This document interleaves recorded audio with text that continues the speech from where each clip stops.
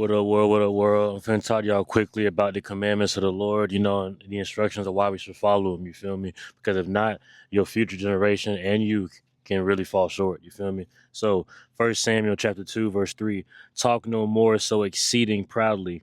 Let not arrogancy come out of your mouth, for the Lord is a God of knowledge, and by him actions are weighed. Now, what is that knowledge? Malachi chapter 2, verse 7. For the priest's lips should keep knowledge, and they should seek the law at his mouth, for he is the messenger of the Lord of hosts. It's very important for us to keep the word of God within our mouths. But if you're a priest especially, you're held to a different standard because you're more of a vital point to be leading people astray or leading people towards God. So you have to be very cautious of how you move. Hosea chapter 4, verse 6. My people are destroyed for lack of knowledge. Because thou hast rejected knowledge, I will also reject thee, that thou shalt be no priest to me. Seeing thou hast forgotten the law of thy God, I will also forget thy children. Now, this is why the children of today, the young generation, are so messed up because we have poor leadership. We have rejected knowledge. Now we must come back to the laws, statutes, and commandments. The definition of complacency: this is characterized by a lack of self-reflection and an uncritical acceptance of one's own flaws or failures to live up to one's stated values. This can involve a passion. This can involve a passive acceptance of inconsistencies between beliefs and actions. The Bible is the mirror. You're going to find yourself in this Bible one way or another. You cannot escape that. Proverbs chapter 21, verse 16. The man that wandereth out of the way of understanding shall remain in the congregation of the dead. If you do not keep the commandments of the Lord, you will remain in the congregation of the dead.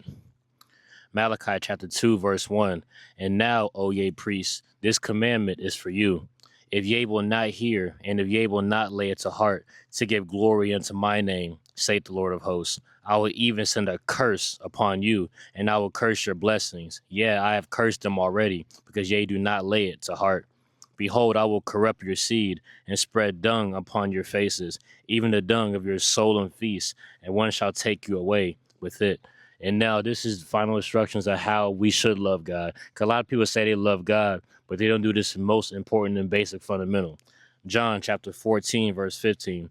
If ye love me, keep my commandments. Now in the chapter following, John 15:14. Ye are my friends, if ye do whatsoever I command you. The only way to love God is to follow his commandments. So if you're sitting in church and your pastor is not speaking about commandments, then what is he talking about?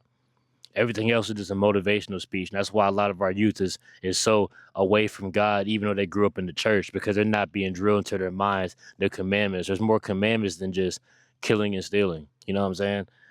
John 15:14. Ye are my friends if ye do whatsoever I command you. You cannot be a friend of God unless you're doing what he says, his commandments, law, statutes, and commandments. It's simple as that.